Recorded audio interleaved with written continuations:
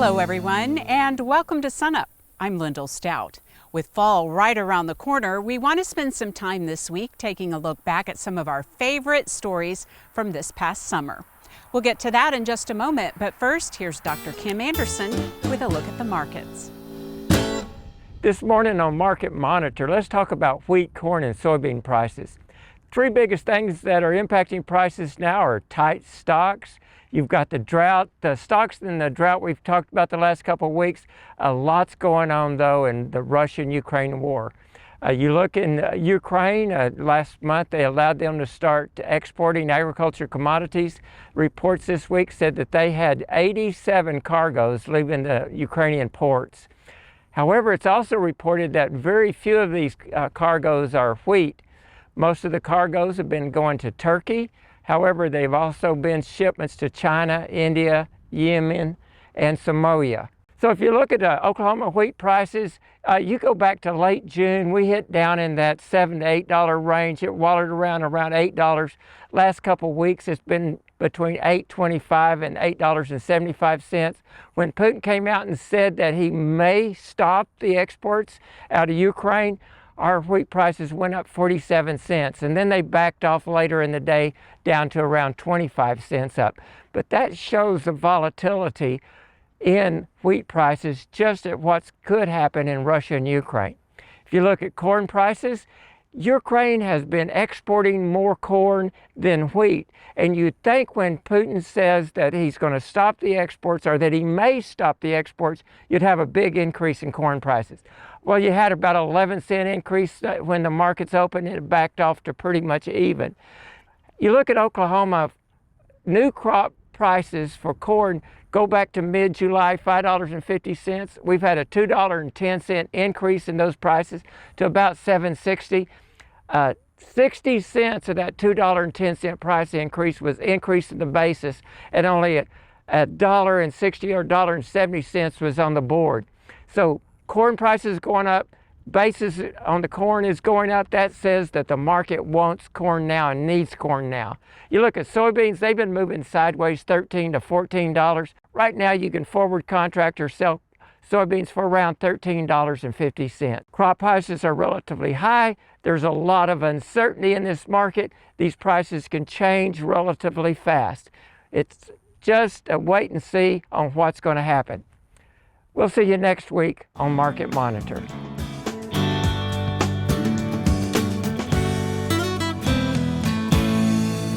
Hello, Wes Lee here with this week's Mesonet weather report.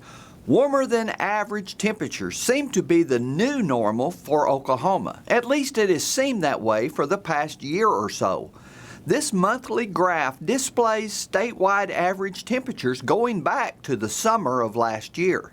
The blue lines are the observed temperatures and the red lines are the long-term average temps. Since last September, we have spent 9 months above average, indicated by the red arrows, and only 3 months below the blue arrows. For our summer crops, this warm weather should have them further along than normal.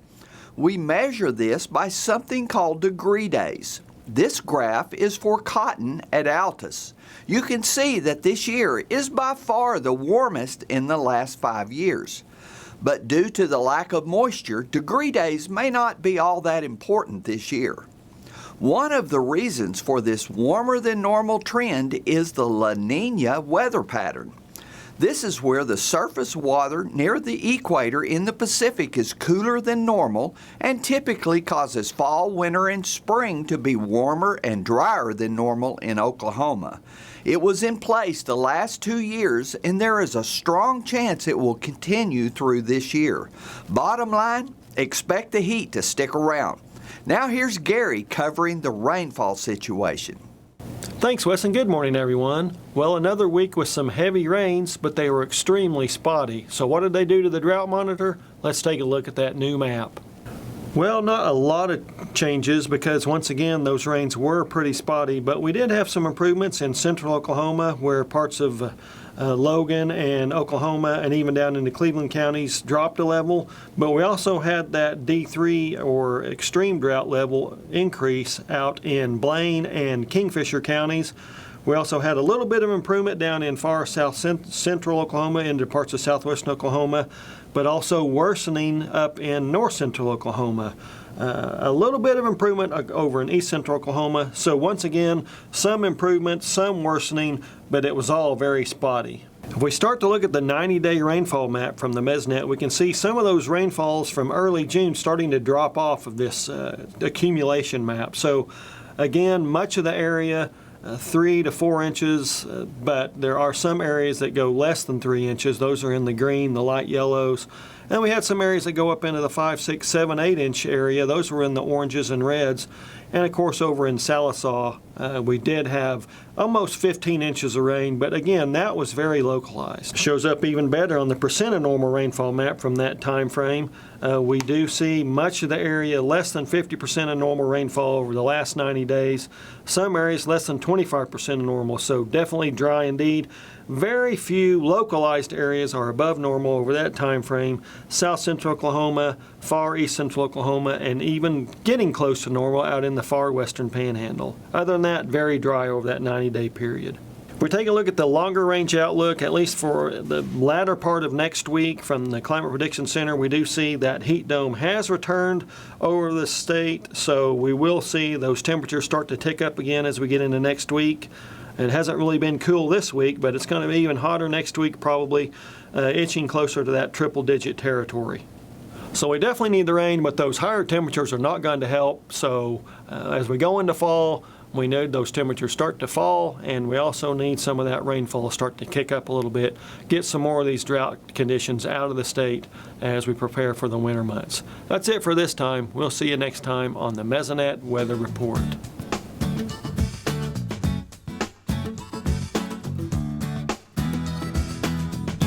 Good morning, Oklahoma, and welcome to Cow-Calf Corner. This is part 4 on the question of retained ownership, if you're considering that. This is the week that we actually talk about USDA yield grades that get assigned to beef carcasses. Now, last week we talked about quality grades. In general, fatter live cattle that have been fed longer or on feed longer are going to tend to have higher beef quality grades. But yield grades have a different purpose. A beef yield grade is a numerical value, with 1 being the best and indicating the highest level of cutability, going 2, 3, 4, and 5, which indicates the lowest level of cutability. And beef yield grades indicate the percentage of red meat yield on a trim basis that we should get from the round, loin, rib, and chuck, the 4 wholesale cuts, out of the beef carcass. Now, obviously, trimmer animals that are more muscular are going to be the ones that yield higher cutability carcasses and have lower numerical yield grades. So what specifically does a USDA grader look at on a hanging beef carcass in order to assign a yield grade? As we go back to that interface between the 12th and 13th rib, where a beef carcass has been ribbed open, they're going to measure an adjusted fat thickness right there, or external fat cover. That's going to be the first step in arriving at a yield grade. They're then going to look inside of that carcass in the abdominal cavity and come up with an estimate of the percentage of kidney, heart, and pelvic fat and make an adjustment to yield grade for that. And the third thing, or potentially fourth thing, depending on how you want to look at it, is the degree of muscularity. But muscularity in beef carcasses is looked at in terms of the square inches of ribeye size relative to the hot carcass weight. So ribeye size and carcass weight are our third and fourth factors, but they work in harmony because carcasses should have a little larger ribeye as they get heavier. So it is all relative to a schedule in terms of how big should the ribeye be to be above average degree of muscle or below average degree of muscle that we make that third adjustment on. Typically, when we think about carcass value marketing of beef carcasses, there's not quite as much economic incentive for really low numerical yield grade beef carcasses. Flip side of that coin, yield grade 4s and 5s represent a lot of inefficiency and waste in cattle finishing and the beef industry in general, and there are some pretty substantial discounts that occur as we get into those yield grade 4s and 5s. So there again, a beef yield grade indicates red meat yield. Your trimmer, more muscular animals are going to tend to excel on that side of the grid. If we think kind of a concluding type of thought relative to what we've been through the last few weeks, talking about the concept of retained ownership. There are selection tools available in all pedigreed seed stock that are a means by which to select to improve beef yield grades or beef quality grades. Specifically, what are some of those EPDs or genetic values? If we want to improve yield grades, higher ribeye areas, less fat thickness, and even taking some carcass weight into consideration, because that's going to determine our final pay weight. If we're interested in improving upon beef quality grades, most beef breeds have got a marbling EPD that we can base selection on. One of the questions that we referred to a while back that you need to answer if making that decision on retained ownership is, have you put selection pressure on those EPDs in your bull selection program in the past? Hope this helps, and thanks for joining us on Cow-Calf Corner. A light haze of dust in the air, cracks in the red earth, and waves of unrelenting heat are familiar sights for Noble County producer Randy Sheaver. We had this drought back in 10, 11, and 12, and it sort of prepared us for what we're going through right now. We completely ran out of forage in our pastures back then 10 years ago. This year, timely May rains after months of drought helped Randy establish a good stand of forage sorghum, or hay grazer. But just when the field was ready to be cut, the flash drought and the extreme Oklahoma heat set in. I was talking to my neighbor, Dennis, and he had planted hay grazer. I said, Dennis, I'm going to cut mine. He said, boy, you better look at those light spots out there. He said, I lost 2 cows by unrolling a bale of hay grazer. Go back the next day and they're laying there dead, just like anaplasm does. In drought-stressed plants such as forage and Johnson grass, nitrates can be an issue. Prussic acid can also occur. Thinking his field might be like his neighbor's, Randy contacted OSU Extension beef cattle specialist Dave Lawman and Pawnee and Osage ag educator Rick Clovis just to make sure. Typically, we get this call and the producers are getting ready to bale the hay. And so we would prefer to take the test from recently cut plants, or just cut them and then test them. And we'd strip the leaves off, split the stem, put the reagent on it, and see what the reaction is. So this is a diphenylamine reagent, an acid, and it's very toxic, so it's not available to everybody. You need to go through your extension office to be able to do this test. Or if nitrates are present, it's going to show a blue to purple color change in the stem wherever we drop the reagent. The nice thing about the quick test, if you get a negative answer, in other words, it does not react to the reagent, there's low chance of getting a false negative. And what that means is that if you send it in to get the quantitative test, it's probably going to be really low. If the quick test is positive for nitrates, it doesn't mean that the forage is now useless.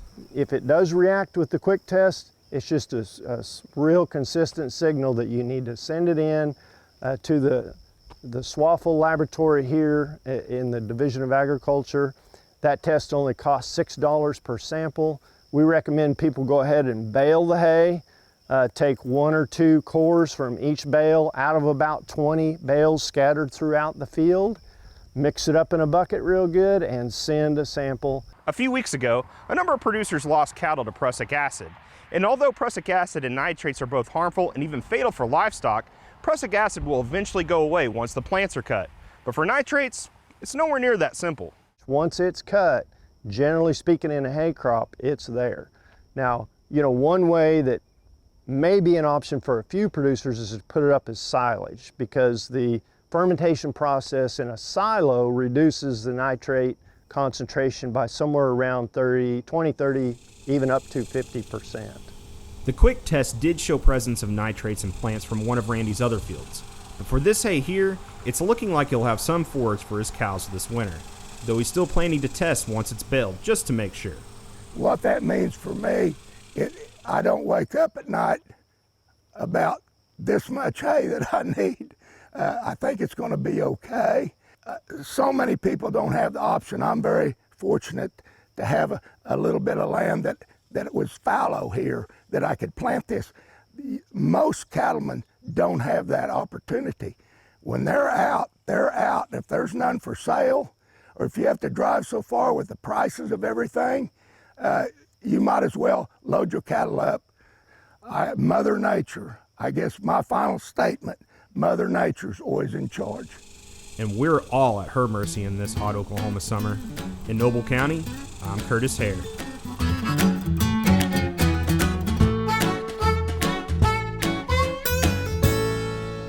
Oklahoma cattlemen are all too familiar with these tiny arachnids.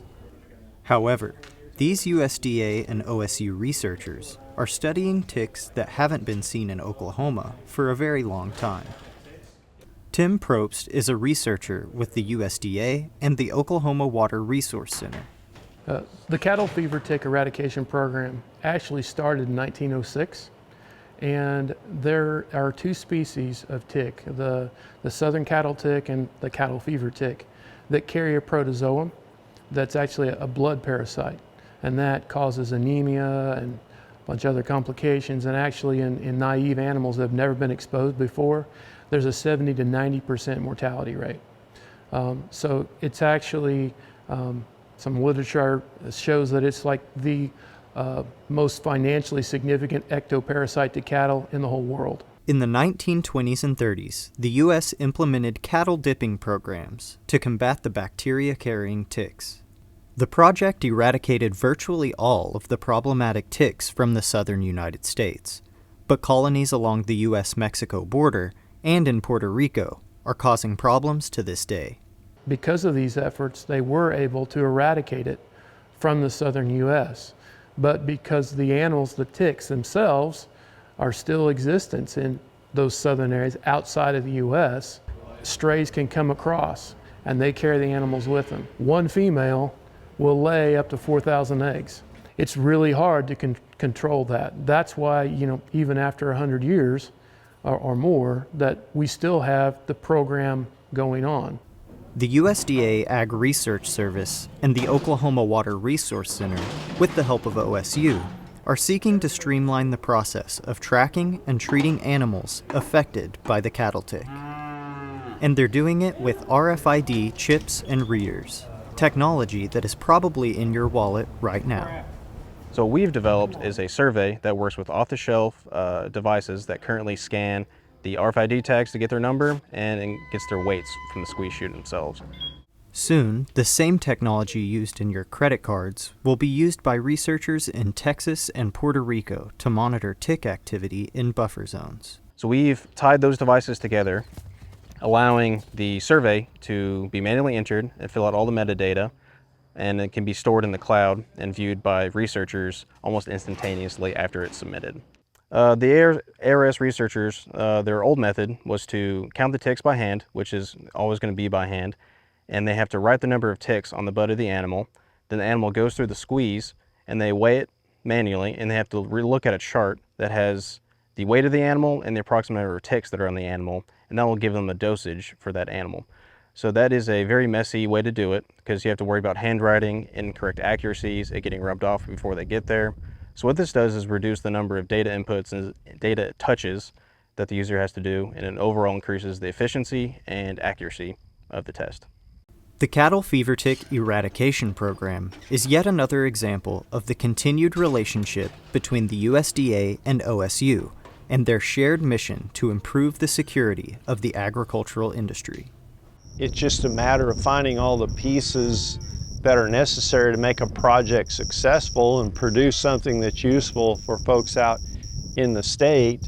And sometimes we'll have those pieces, whether it be personnel or physical resources like livestock and land here at Oklahoma State, and sometimes the Ag Research Services groups have those resources, and then we can combine them in a synergistic way to help produce beneficial information for people out there in the livestock industry.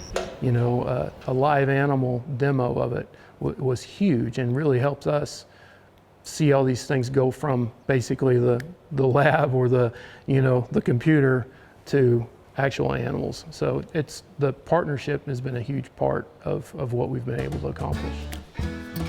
For SUNUP, I'm Seth Fish.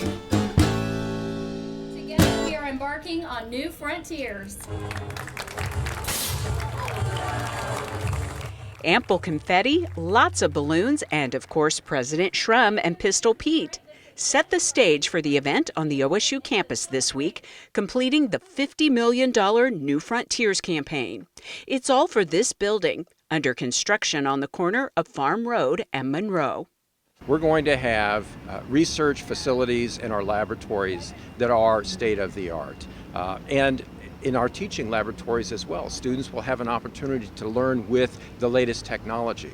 We've also designed it in a way so that as technology changes, we're not locked in. We aren't putting things in concrete. We're making sure that we can move in and out as different technologies come along. New Frontiers is one of the fastest capital campaigns at OSU. Generous gifts from more than 600 donors to advance agriculture in Oklahoma for generations. New Frontiers also, I believe means new technologies, and agriculture, the College of Ag has been advancing in our technologies. I think that also entices students to come here, that we are a premier place to study agriculture, and just all the opportunities and advancements that they're going to be able to have with this new building.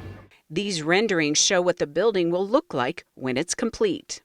It will help us do a better job of preparing graduates to be in the workforce, serving farmers and ranchers and working as partners with farmers and ranchers. It will help us to advance our research programs so that we are at the leading edge. That's why we call it New Frontiers. We're at the leading edge of discovery that will help to transform our agricultural practices, our ranching practices, for the future. OSU President Dr. Casey Shrum says agriculture is one of her key priorities, with the ultimate goal of helping to feed the world. We very much appreciate what you do. I understand the challenges, and it's key, and that's why we want to make sure we have another generation of students that we're educating that can continue the great success that we've had. New Frontiers Agricultural Hall is set to open in the fall of 2024.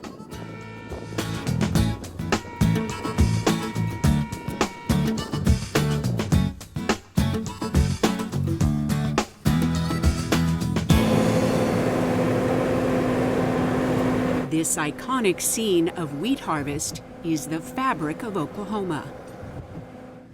Farming is what holds us together and helps to feed the world.